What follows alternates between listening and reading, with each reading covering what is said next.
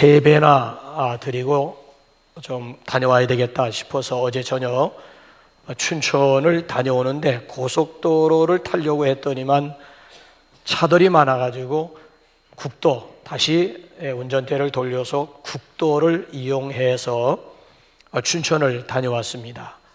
야, 이 구정도 신정 못지않게 참 많은 그런 또 귀향, 또 귀성객들이 이동을 하는구나 라고 하는 것을 실감을 할 수가 있었습니다. 저는 원래 이 구정과 신정에 대해서는 조금 불만이 좀 있었던 사람 중에 하나입니다. 그 이유는 요 며칠 전에 우리가 분명히 새해 복 많이 받으라고 서로 인사를 나눴는데 또 며칠 지난 다음에 또다시 인사 내용이 새해 복 많이 받으라고 인사를 하려니까 좀 새해 인사가 무색해지는 것 같았습니다. 또 어려운 그런 살림살이에 이건 이중 낭비다. 신정 때 또 신정세고, 구정 때 또 구정세고, 이중 낭비라고만 생각을 했습니다. 그래서 어렵게 1월 1일 신정으로 모아놓은 걸 왜 또 정권이 바뀌었다고 해가지고 또다시 구정을 부활시켰단 말이냐 해서 그 장본인 되는 전전 그런 대통령에 대해서 굉장히 못마땅하게 생각을 했는데 어느 순간 또 가만히 생각을 해보니까 또 구정 나름대로 의미가 있더라고요. 자, 그 의미라고 하는 것이 무엇일까요? 다시 시작할 수 있다라고 하는 차원에서는 참 다행스러운 일이라고 생각을 해보았습니다. 왜냐하면 분명히 우리 가운데에도 작은 삼촌들이 꽤 있어요. 여러분 작은 삼촌 스토리 아시잖아요. 초등학교 선생님이 아이들에게 사자성어 퀴즈를 냈어요. 새해에 결심을 했는데 3일 가지 못해서 무너진 것을 뭐라고 하느냐, 그러면서 친절하게 힌트까지 주었어요. 괄호를 메워봐라. 작, 괄호, 삼, 괄호. 그럼 답이 뭐예요? 작심 3일이 답이어야 되는데 그 아이는 작은 삼촌이라고 써놓은 거예요. 어째서 작은 삼촌이냐라고 했더니만 우리 삼촌은 해마다 담배 끊겠다고, 새해만 되면 담배 끊겠다고 결심을 하지만 그 결심이 3일도 가지 못한다는 거예요. 얘기 들어보면 말 되잖아요. 작은 삼촌. 여러분 어디 작은 삼촌이 그 아이뿐이겠습니까? 우리 가운데도 보면 분명히 작은 삼촌들이 분명히 있을 거라고요. 새해 들어가면서 결심을 했던 것이 3일 가지 않아서 무너져 버려가지고 도로 IBM 상태로 되돌아온 분들이 우리 가운데는 없겠느냐고요. 그런 분들에게 있어서 구정이라고 하는 것은 또다시 시작할 수 있는 출발점을 또 기회를 주기 때문에 다행스러운 일 아니겠습니까? 근데 여러분 작은 삼촌들 실망할 거 없어요. 작심 3일이 작심 4일이 되어도 좋고요. 작심 4일이 되고 작심 4일이 그 해에 가서 또 작심 5일이 되고 그러면서 우리 인간이 성장해 나가는 것이고 발전하는 거 아니겠어요? 아니 작심 3일 없는 사람보다 작심 3일이 낫지요. 아예 새로운 결심도 없이 한 해를 출발하는 사람하고 비록 새 결심을 했지만 3일 가서 무너져 버린 사람하고 똑같다고 생각을 하십니까? 그렇지 않아요. 작심 3일 괜찮아요. 작심 3일이라도 한 것이 다행이라고요. 내년에 가서 작심 4일 되면 되잖아요. 그 다음에 가서 작심 5일로 늘어나다 보게 되면 결국 초지일관으로 나갈 수 있는 것 아니겠습니까? 자, 이런 차원에서 우리가 구정이라고 하는 것은 또다시 출발할 수가 있고 다시 출발할 수 있다라고 하는 차원에서는 다행스러운 일이 아닐 수가 없어요. 우리 그리스도인들에게 있어서는 과거라고 하는 시간보다는 미래라고 하는 시간이 사실은 더 중요합니다. 이사야 43장 18절 말씀을 보게 되면 너희는 이전 일을 기억하지 말며 옛적 일을 생각하지 말라라고 하는 말씀이 구약에 나오고요. 신약 빌립보서 3장 13절 말씀을 보게 되면 오직 한 일, 즉 뒤에 있는 것은 잊어버리고 그랬습니다. 오직 한 일. 그러니까 지금까지 걸어온 뒷일에 대해서 잊어버리라고 하는 얘기예요. 여러분들은 미래학과 종말론의 차이가 어디 있는 줄 아세요? 목사님, 미래학이 종말론이고 종말론이 그 얘기가 그 얘기 아니에요. 그 얘기가 그 얘기가 아니라니까요.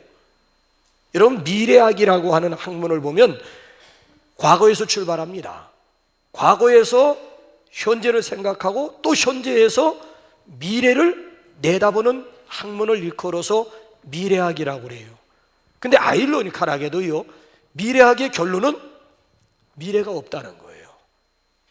여러분, 지금 이 수준으로, 이 상태로 나가게 되면 지구는 몇 년도 되면 뭐가 고갈되고 뭐가 고되고 결국 지구의 멸망이 멀지 않았다라고 하는 것이 미래학의 결론은 미래학이 없다니까요. 근데 종말론은 달라요. 과거로부터 출발하는 것이 아니라 결정적인 미래로부터 시작돼서 현재를 생각하는 거예요. 그러니까 확실한 종말에서 오늘을 생각하는 거예요. 그리고 오늘에서 다시 내일을 내다보고 내일을 향해서 달려가는 것이 이게 종말이에요. 그래서 종말론의 결론은 미래가 있다는 거예요. 소망이 있다는 얘기예요. 새 하늘과 새 땅이 우리를 위해서 준비되어 있고 기다리고 있다라고 하는 것이 종말론의 결론이에요. 그래서 얼마 전에 미래학자 엘빈 토플러라고 하는 사람이 우리나라에 왔을 때 강연하면서 일본의 성공과 영국의 실패를 이런 차원에서 비교를 했어요. 일본 서점가에 가보게 되면 21세기 미래를 향한 책들로 넘쳐나고, 영국 서점가를 가게 되면 그 옛날 대영 제국의 화려했던 그 시절을 회고하는 책들로 넘쳐나고 있기 때문이다. 그러니까 과거를 생각하는 사람하고 미래를 생각하는 사람하고는 이게 게임이 되질 않는다라고 하는 얘기예요. 옛날 화려했던 그 시절이나 회고하고 있는 그런 나라, 그런 민족하고 21세기를 향해서 미래를 향해 가지고 그렇잖아요, 힘차게 미래를 향해서 나가겠다라고 하는 그런 의지를 가지고 있는 나라와 백성하고는 이건 애시당시부터 게임이 되지 않는다라고 하는 그런 말을 해요. 그래서 중요한 것은 과거가 중요한 것이 아니라 현재가 중요하고요, 또 더 중요한 것은 현재보다도 미래가 더 중요합니다. 그래서 꿈의 사람이 되고 비전의 사람이 되고 내일의 사람이 된다라고 하는 것이 얼마나 중요한지 몰라요. 우리는 언제까지 작은 삼촌, 내 안에 있는 작은 삼촌 때문에 괴로워해야 되겠느냐라고 하는 얘기예요. 지난날 실패했던 과거 때문에 언제까지 의기소침하면서 하루하루를 낭비할 수 있겠느냐라고 하는 얘기예요. 자, 중요한 것은요, 하나님께서 오늘 저와 여러분을 경기자로, 선수로 불러주셨다는 분명한 사실이에요.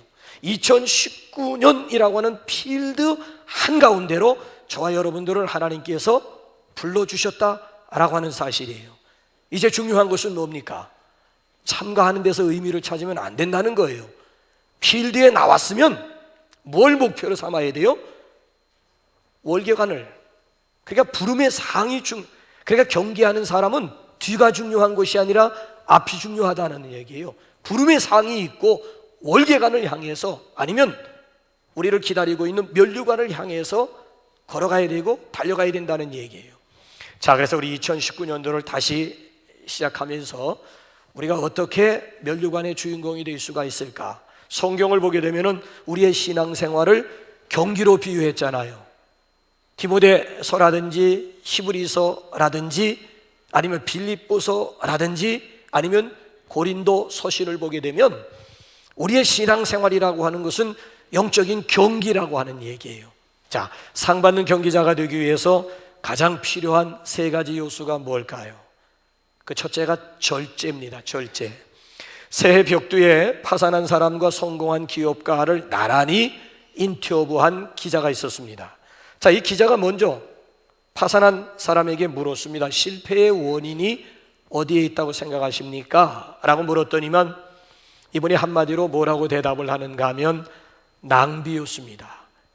저는 한창 잘 나갈 때 돈을 종이처럼 썼습니다 라고 대답을 하더라는 거예요. 그래서 이번에는 성공한 기업가를 향해서 동일한 질문을 던졌습니다. 당신이 성공한 비결이 무엇이라고 생각하느냐라고 물었더니만 이분이 뭐라고 대답을 했는가 하면 반대로 절제였습니다. 나는 한창 잘 나갈 때 종이를 금처럼 썼습니다. 자 보세요. 파선한 기업가는 잘 나갈 때 돈을 종이처럼 써댔다라고 하는 얘기고요. 자, 성공한 기업가는 절제를 이야기하면서 잘 나갈 때 종이를 금처럼 썼다라고 하는 얘기예요. 그래서 토마스 칼라일이라고 하는 사람이 그런 말을 했습니다. 역경을 다스릴 수 있는 사람은 100명쯤 되지만 성공을 다스릴 줄 아는 사람은 그 중에 단 한 사람뿐이다라고 하는 얘기를 해요. 나름대로 다 어려움을 당하고 역경 가운데서 그 역경을 헤쳐나올 수 있는 나름대로의 의지도 있고 노력도 있지만은, 그렇잖아요. 역경을 다스릴 수 있는 사람은 100명쯤 되지만은 성공을 다스릴 수 있는 사람은 한 사람뿐이다라고 하는 얘기를 해요.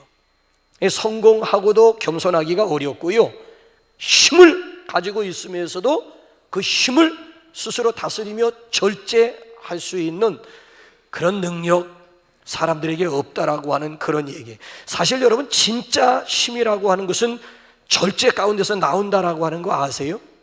흐르는 물보다는 그 흐르는 물을 가두어 뒀다가 한꺼번에 쏟아 부을 때 엄청난 힘을 생산함. 이 댐의 원리. 평상시 흘러가는 물들을 모아놓은 거예요. 모아놓았다가 그 물의 힘을 이용해가지고 전력을, 또 엄청난 다른 에너지를 우리가 활용하고 있는 것 아니겠어요? 지난번에 어떤 분이 그런 우스갯소리를 하더라고요. 현재 중국의 인구가 14억이 훨씬 넘는답니다. 그러니까 중국이라고 하는 나라에서는 인구조사가 의미가 없다는 거예요. 그 땅덩어리가 얼마나 큰지 사계절이 공존하는 나라가 중국이라고 합니다. 우리 지금 겨울 보낸다고 하지만 여름도 있고요, 봄도 있고 가을도 있는 나라가, 이게 어느 정도 중국이라고 하는 나라가 면적이 넓은지는 여러분 충분히 1년 4계절을 경험할 수 있는 유일한 나라가 중국이라고 하는 거예요. 중국. 거기에 사는 인구만 해도 14억이 넘는데, 인구조사를 시작했는데 끝날 때하고 이게 그 사이에 인구조사 끝나는 그 시점에 보게 되면 그 중간에 태어나는 사람들만 해도 어마어마하다는 얘기예요. 무슨 우스갯소리를 했는가 하면, 중국 사람들이 이렇게 한꺼번에 대한민국을 향해서 시위를 하게 되면 대한민국 쥐도새도 없이 이렇게 떠내려간, 그냥 지도에서 아예 사라지고, 그 사람들이 참았다가 절제했다가 한꺼번에 소변을 한국을 향해서 쏴대면 지도상에서 우리나라 조막대만한 껌딱지 하나 붙여놓은 것 같은 우리나라는 아예 흔적조차 없이도 떠밀려 간다라고 하는 그런 우스갯소리를 했는데, 가만히 듣고 보니까 말 되더라고요. 그만큼 인구가 많다는 얘기도 되고요, 힘을 뭉치게 되면, 저들이 힘을 뭉치게 되면 그 파워라고 하는 것은 상상 이상이라고 하는, 절제했다가 쏟아붓는 그 힘이라고 하는 것은 대단하다라고 하는 그런 얘기가 되는 것이지요. 달인들도 그렇겠습니다만, 특별히 운동 경기라고 하는 것은 철저하게 자기와의 싸움입니다. 남을 이기기 전에 자기와의 싸움에서 이긴 사람이 결국 목에다 금메달을 거는 것 아니겠습니까? 올림픽을 제가 이렇게 보니까요, 어떤 경기는 3분 만에 금메달 걸더라고요. 링에서, 필드에서 3분 만에 목에다가 금메달을 거는 거예요. 근데 여러분, 3분이 아니라니까요. 그 3분을 위해서 30년, 3분을 위해서 20년, 어떤 분은 3분을, 그 오늘의 3분을 위해서 10년 동안 준비한 거예요. 먹는 것에서부터, 취미생활에서부터, 잠자는 것에서부터, 이건 절제의 결과라고 할 수가 있는 거예요. 남들처럼 먹을 거 다 먹고, 놀 거 다 놀고, 잠잘 거 다 잠자고, 그리고 승자의 반열에 설 수가 있을까요? 아니에요. 이건 철저히 자기와의 싸움에서 승리한 사람들이 결국 목에다가 금메달 거는 것 아니겠습니까? 그래서 사도 바울이 오늘 여기 본문 말씀을 보게 되면 25절에서 뭐라고 말씀하는지 한번 다 같이 한번 읽어보실까요? 시작. 이기기를 다투는 자마다 모든 일에 절제하나니 그들은 썩을 승리자의 관을 얻고자 하되 우리는 썩지 아니할 것을 얻고자 하노라. 자 보세요. 밖에 있는 사람들 그렇잖아요? 썩을 면류관을 얻기 위해서도 절제한다는 얘기예요. 그런데 우리는 썩지 아니할 면류관을 얻고자 하는 우리가 절제하지 않았어야 되겠느냐. 그러니까 이기기를 다투는 자마다 절제. 그러니까 절제하는 사람이 결국은 승리할 수 있음을 우리에게 분명하게 말씀하고 있잖아요. 성공적인 믿음 생활을 하기 위해서도 우리 생활 가운데서 반드시 절제가 필요하다라고 하는 얘기예요. 성령의 9가지 열매 가운데 맨 마지막 열매가 뭔 줄 아세요? 절제입니다. 절제. 성령의 사랑에서부터 시작해가지고 계단별로 올라가고 보게 되면 마지막 9번째가 절제라니까요. 그러니까 사랑과 실학과 화평과 오래 참음과 자비와 양성과 충성이 있다 할지라도 절제가 없으면 그 밑에 있는 8가지 열매가 아무런 의미가 없다는 거예요. 맨 위에 모든 열매, 사랑에서부터 8가지 열매 그 위에 절제라고 하는 것이 있어서 의미가 있는 것이고 아름다운 열매를 맺을 수가 있음을 강조해요. 여러분들 삶 가운데서 가장 절제가 안 되는 것이 뭘까요? 여러분 삶의 영역 가운데서 나는 이게 참 절제가 잘 안 된다고 먹는 거예요? 어쨌든 좌우지간 나름대로 내 삶 가운데서 절제하기 힘든 그런 요소들이 있다고요. 한번 그게 뭔지 한번 이번 셀 모임 때에는 한번 자기 자신의 좀 한번 치부를 한번 좀 드러내 보는 그런 좀 정직한 좀 시간이 되었으면 좋을 것 같고요. 자, 그런가 하면 두 번째로 면류관의 주인공이 되기 위해서는 목표가 중요하다라고 하는 얘기입니다. 무엇 때문에, 누구를 위하여, 왜 내가 싸우느냐는 얘기예요. 어디를 향해서 내가 달려가고 있느냐라고 하는 얘기예요. 그래서 우리나라에서 지금 중요한 화두가 되는 것은요, 속도보다 방향이라고 하는 말이에요. 그러니까 우리가 지금 어느 시점까지는 빨리빨리면 통했어요. 또 빨리빨리의 결과 오늘의 이만큼 우리 사회가 세워지게 된 건 사실입니다. 속도가 중요했다고요. 빨리빨리.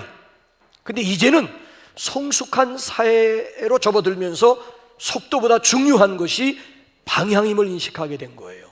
속도보다 중요한 것이 방향, 어느 방향을 향해서 속도를 내느냐라고 하는 것이 더 중요하다는 거예요.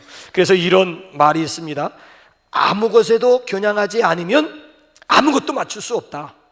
아무 것에도 겨냥하지 않으면 아무것도 명중시킬 수가 없다. 평범한 말 같지만은 이거 상당히 중요한 말입니다. 그래서 사도 바울이 오늘 여기 26절에서 뭐라고 말씀하는지 우리 한번 26절 한번 다 같이 한번 읽어볼까요? 시작. 그러므로 나는 다름질하기를 향방 없는 것 같이 아니하고 싸우기를 허공을 치는 것 같이. 자, 저기 보면 두 가지 경기 종목이 들어 있습니다. 자, 두 가지 경기 종목을 소개하면서 목표의 중요성을 사도 바울이 강조하고 있는 거예요. 자, 첫 번째 경기가 무슨 경기예요? 달리기지요? 그게 뭐 육상, 달리기예요. 자, 달리기에서 중요한 것은 향방이 중요하다는 거예요. 어느 방향을 향해서 달리느냐가 이게 관건이라는 얘기예요. 반환점을 향해서 달려야 돼. 엉뚱한 방향으로 달리면 안 된다는 거야. 그래서 다름질에게 있어서 표대가 중요하다는 거예요. 그래서 사도 바울이 빌립보서 3장에 보게 되면 나는 표대를 향하여 쫓아가노라. 나는 표대를 향하여 달려. 표대를 향해서 달려야 된다는, 목표점을 향해서 달려야 된다는 얘기고요. 다시 한번 또 화면 비춰보세요. 조금 전에 한번. 자, 저기 보면 맨 밑에 줄 보게 되면 저건 무슨 경기예요? 싸움은 싸움인데 무슨 싸움이냐고. 중구난방이야. 지금 뭐 여기저기 막 와와와 보라고 지금 허공을 친다. 무슨 경기 같아 이게? 권투지. 권투는 상대방을 향해서 그 잽을 날리다 상대방을 향해서 결정적인 순간에 펀치를 날려야 다운시켜야지 내 손이 올라가는 거라고요. 근데 보세요. 앞에 있는 상대방을 향해서 주먹을 날려야 되는데 허공을 향해서 주먹을 방향도 없이 목표점도 없이 아무 데나 주먹질을 해가지고 목에다 금메달 걸 수 있는 게 아니라는 거예요. 그러니까 다름질 할 때에도 푯대가 중요하다라고 하는 얘기고, 그잖아요. 주먹을 날릴 때도 상대방을 향해서, 목표점을 향해서 정확하게 주먹을 날려야 손을 들 수가 있고 목에 금메달을 고를 수가 있다. 둘 다 보게 되면 목표점이 중요하고 방향이 중요하다라고 하는 것을 여기서 사도 바울이 경기를 통해서 강조해 주고 있는 거예요. 무작정 달려가는 그런 어리석은 그런 우리 선수보다는 분명한 푯대를 향해서, 목표점을 향해서 달려갈 수 있기를 주님의 이름으로 축원합니다. 그래서 평안도 사람들에게 우스갯소리가 용강 올꾼이라고 하는 스토리가 있잖아요. 그러니까 평양에 올꾼이 있었대요. 올꾼이. 근데 이 올꾼은 생각이 없는 사람이에요. 생각 없이 행동하는 사람이에요. 자, 주인이 저녁에 올꾼을 불렀어요. 내일 아침 일찍 저기 윗마을 용강을 좀 다녀와야 되겠으니까 오늘 저녁에 조금 일찍 잠자리에 들도록 하여라. 알았습니다. 자, 아침에 이제 주인이 올꾼을 찾는데 올꾼이 코빼기도 보이질 않는 거예요. 올꾼아 올꾼아 불러다니 올꾼이 없는 거예요. 점심때쯤 되어가지고 올꾼이 나타난 거예요. 야, 이놈 너 어디 갔었느냐 그랬더니, 저요? 용강에 다녀왔는데요. 여러분 한번 보세요. 도대체 용강에 뭐 때문에 용강에 다녀온 거예요?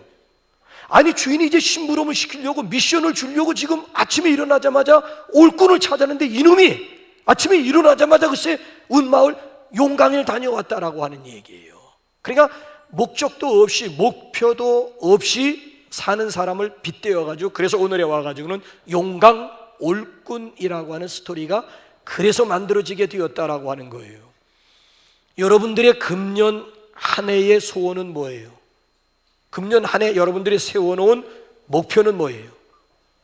아니, 더 쉽게 제가 도전을 드린다면 여러분들에게 분명한 불타는 소원, 불타는 기도의 제목 있느냐라고 하는, 그저 뭐 금년에도 그저 금년이 내년이 되고 내년이 금년, 그런 크로노스 인생 말고요, 정말 한 해를 시작하면서 내 마음속에 분명한 무슨 목표가 있느냐라고 하는 얘기, 이걸 우리는 기도의 제목으로 바꾸요. 내 불타는 의지, 불타는 소원, 내 목표를 기도의 제목 삼을 수가 있는, 그러니까 여러분들의 구체적인 분명한 기도의 제목이 있느냐라고 하는 도전이에요. 여러분 무엇을 위해서 전심전력하고 있습니까? 그러니까 이 목적과 목표라고 하는 것은 같은 말이 아니에요. 제가 말씀드립니다마는 목적이라고 하는 것은 좀 추상적인 개념이라고 한다면은 목표는 추상적인 개념이 아니에요. 이건 구체적이어야 된다라고 하는 얘기지요. 구체적인 목표는 나를 이끌어가는 힘이 있다라고 하는 얘기지요. 여러분, 성공이라고 하는 것은 성공 계획이 있는 사람에게만 있는 것 아니겠습니까? 그러니까 인생이라고 하는 것은 하루하루의 목표가 모아져서 바로 인생을 만들어가는 것 아니겠습니까? 물론 동물도 식물도 다 생명이 붙어 있지만은 목표점은 없습니다. 도달점은 없습니다. 식물도 그렇고 짐승도 그렇고 생명이 붙어 있다고 다 같은 생명이 아니에요. 목표 도달점이 없대. 이게 인간과 우리 짐승과의 차이점이라고 할 수가 있는 것이죠. 우리가 잘 알고 있는 슈바이처 박사는요, 30세까지는 내 자신을 위해서 살고 30세 이후로는 남을 위해서 산다라고 하는 분명한 고상한 목적을 세웠습니다. 자, 그 목적에 따라서 구체적인 목표를 세웠는데 그 목표가 뭔가 하면 신학을 공부하는 일이고 의학을 공부하는 일이고 음악을 공부하는 일이었어요. 구체적인 목표예요. 여러분 보세요. 내가 왜 신학을 공부해야 되는지, 내가 왜 의학을 공부해야 되는지, 내가 오늘 왜 음악을 공부해야 되는지 분명한 이유가 있었다라고 하는 얘기예요. 30세 이후부터는 남을 위해서 살기 위한 그런 목적을 가지고 오늘 구체적인 목표점으로서 의학이요 신학이요 그게 바로 음악 공부했다는 거예요. 아닌 게 아니라 이렇게 30세까지 준비된 인생을 살고 이제 30세가 딱 되을 때 준비된 내용을 가지고 아프리카로 떠났잖아요.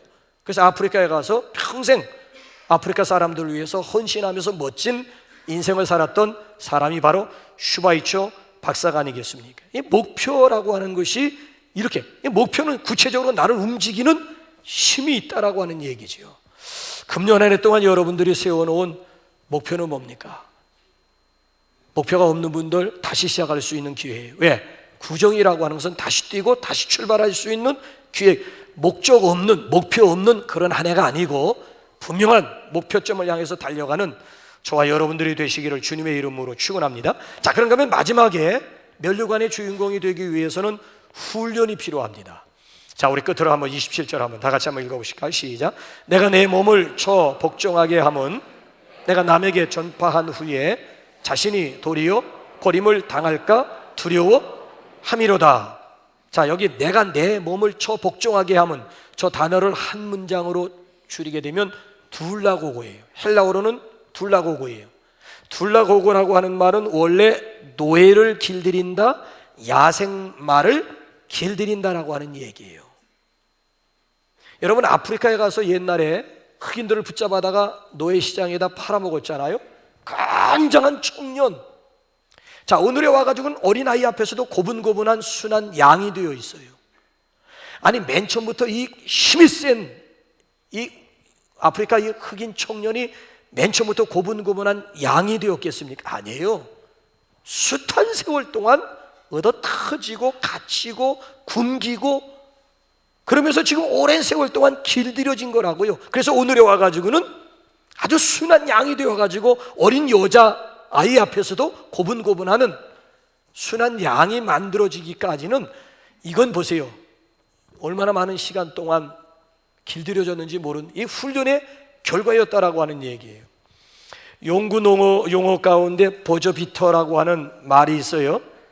마지막 버저와 함께 극적으로 터지는 골을 버저비터라고 얘기를 해요. 그러니까 역전의 묘미가 있는 골, 마지막 한 골로 승부가 뒤집혔다니까요. 먼 데서 그냥 날려가지고 결국 그대로 버저비터 마지막 골 하나가 판세를 완전히 뒤집어 버리는 그 묘미의 골을 버저비터라고 얘기를 하는 거예요. 그래서 미국 NBA 슈퍼 가운데 마이클 조던이라든지 아니면 또 하나가 누가 있죠? 매직 존슨이라, 이 버저비터의 귀재들이거든요. 그러니까 버저비터의 기적이라고 하는 것이 우연이 아니라는 거예요. 이분들이 버저비터의 귀재라고 하는 그런 별명을 얻기까지에는 수천 번, 수만 번의 연습이 있고 훈련의 결과 던지면 들어가는 버저비터의 귀재들이 될 수가 있어요. 천재, 농구의 천재들이 하루아침에 천재가 된 게 아니라는 거예요. 오늘도 성공한 사람들 그 이면에 보게 되면 우리가 알지 못하는 피눈물 나는 노력이 있고 연습이 있고 훈련이 있었기 때문에 가능했다라고 하는 얘기예요. 여러분, 여성들이 좋아하는 진주도 그렇고 다이아몬드도요, 다 이거 해보세요. 눈물의 결정체 아닙니까? 그 무거운 150파운드의 지압을 견뎌내질 않나 섭씨 2700도의 열기 가운데서 결국 다이아몬드가 만들어지고, 진액을 그냥 싸고 해서 결국 영롱한 빛을 발하는 진주가 그래서 만들어지는 것 아니겠습니까? 이스라엘 백성들이요, 가나안의 주인공이 거저 가나안의 주인공이 된 게 아닙니다. 신명기서를 읽어보게 되면 광야 40년이라고 하는 혹독한 훈련 과정을 통해서 마침내 젖과 꿀이 흐르는 가나안의 주인공이 될 수가 있었습니다. 여러분, 오늘 우리가 복음을 듣게 된 것도 예수님에 의한 것이 아니라 오히려 예수님의 제자들에 의해서 오늘 우리에게까지 복음이 전파가 된 거예요. 예수님이 이 세상에 오셔서 하신 일은 공생의 3년입니다. 공생의 3년을 제가 복음서를 통해서 연구를 해봤더니만요, 예수님이 3년 동안 공생애를 사시면서 팔레스틴 지역 전 지역을 다 다니신 게 아니더라고요. 대부분은 북쪽 갈릴리를 중심, 그것도 가버나움을 중심으로 해서 3년간 활동하셨고요, 대중 집회하신 적이 없어요. 팔복 사건 외에는. 아니, 보리개떡 5개하고 물고기 2마리 가지고 5,000명 먹이는 이런 대중 집회는 보기 드문 일이었고요, 대부분 예수님의 가르침을 제가 종합을 해보니까 12명의 제자들을 앞에 놓고 가르치신 내용이에요. 그냥 오셔가지고 하셨 일이 뭔가 하면 12명의 제자 모집해가지고 제자 훈련시키고 그들에게 모든 사역을 위임하고 그리고 떠나가신 거더라고요. 훈련받은 제자들에 의해서 전 세계 온 땅에 복음이 전파되어가지고 결국 우리에게까지 복음이 전해지게 된 거예요. 그래서 제자는 태어나는 것이 아니라 만들어지는 것이로구나, 훈련으로 세워지는 것이 제자로구나. 저는 새해 우리 또 구정을 시작하면서 여러분들에게 도전을 드리고 싶은 것은, 여러분들은 제자입니까? 아니면 무리입니까? 라고 하는 질문이에요. 나는 제자인가? 나는 단순히 예수님을 따라가는 무리 중에 한 사람인가? 여러분은 어느 쪽인 것 같아요? 상급이라고 하는 것은 알고 보면 철저하게 훈련의 결과였다라고 하는 얘기예요. 내일의 영광스러운 면류관을 기대한다면 오늘 훈련 받아야 됩니다. 오늘 절제해야 됩니다. 오늘 우리의 인생의 목적 아니면 목표를 수정해야 됩니다. 이 궤도를 수정해야 된다는 얘기예요. 매일같이 내가 내 자신을 그리스도에게 복종케 해야 할 것입니다. 그래서 2019년도라고 하는 필드에서 나고자 없이 저와 여러분 모두가 금메달 리스트들이 되시기를 주님의 이름으로 축원합니다.